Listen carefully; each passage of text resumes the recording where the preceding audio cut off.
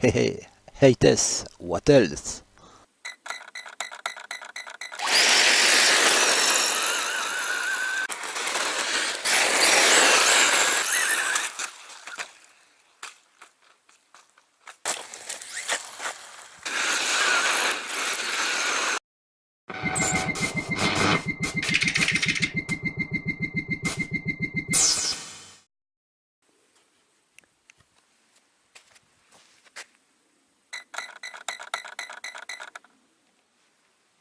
Oui, Tess.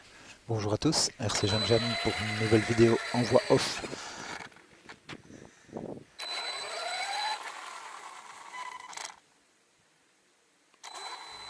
Je vous ai déjà présenté le blanc que j'ai aussi. Le blanc est disponible, je l'ai monté en 6S, alors pourquoi est-ce qu'il est disponible? Eh bien parce que quand je cherchais cette voiture, j'ai trouvé deux annonces et en fait j'ai craqué sur les deux. Donc le blanc c'est le premier que j'ai eu, j'ai décidé de le monter en 6S. Et puis sur quelques jours j'ai craqué sur la seconde annonce. Et là c'était une épave. Donc celui que vous voyez pour le moment à l'écran, quand je l'ai racheté c'était vraiment une épave. Il avait morflé à toutes les sauces, etc. Mais bon, comme il n'était pas cher, j'ai décidé de le racheter et de le refaire complètement. C'est pour ça que je ne vais pas en garder deux. Et comme le blanc a très très peu roulé, et que moi je l'ai, pour ainsi dire, pas roulé non plus, j'ai juste fait des 3-4 essais avec, donc vous avez tout en vidéo. Donc le blanc est une machine qui a été upgradée à la sauce menu en 6S.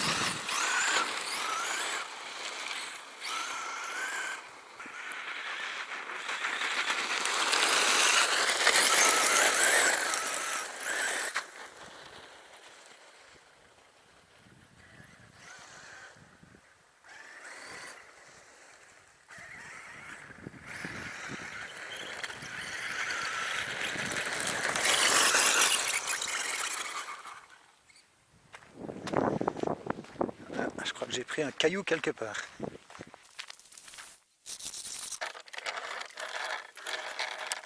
Ah ben voilà, une petite pierre qui s'est fourrée là.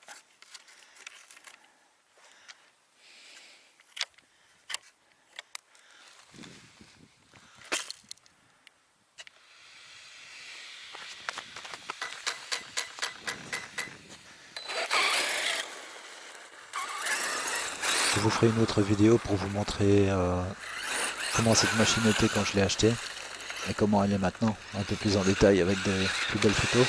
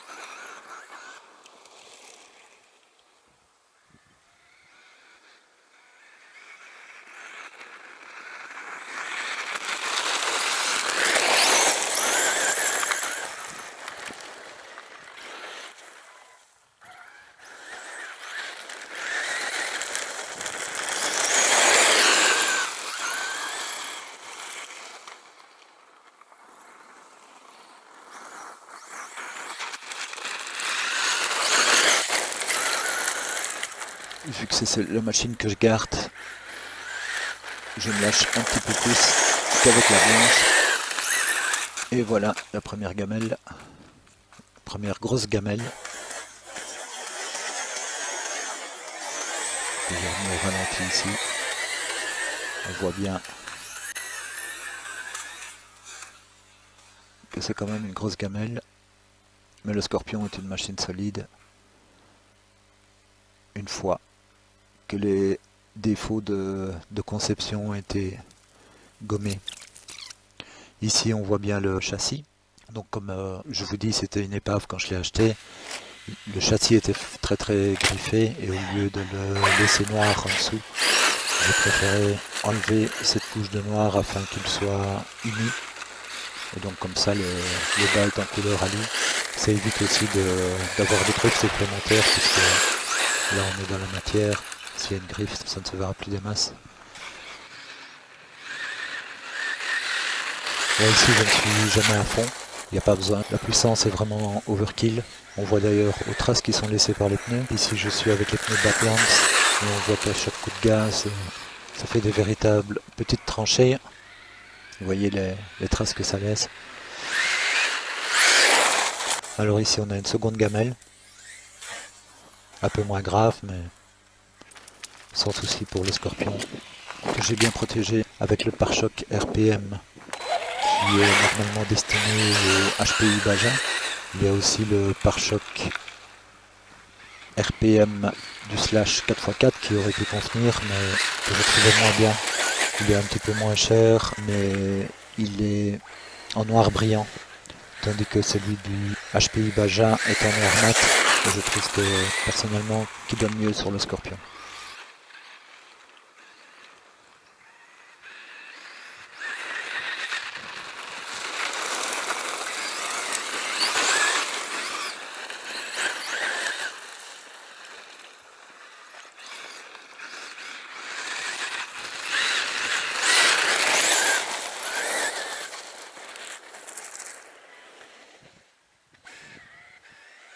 Pour cette machine, c'est évidemment les joies de la propulsion, puisque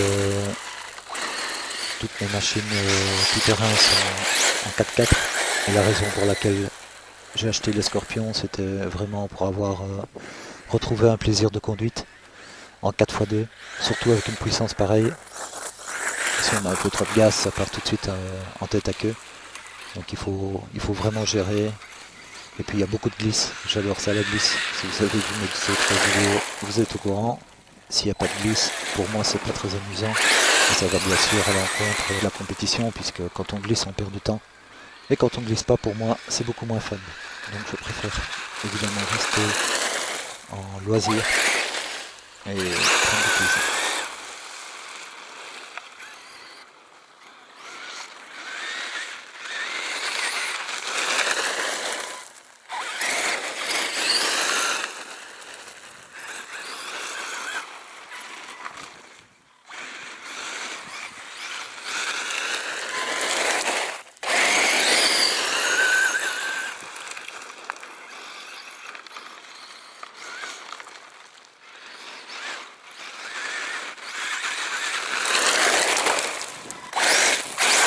Eh bien, merci à tous, chers abonnés, d'avoir regardé la vidéo. J'espère que vous aurez pris autant de plaisir à la regarder que moi, à l'avoir montée et à avoir conduit cette voiture. Rendez-vous mercredi prochain pour d'autres vidéos. Bonne journée à tous, salut!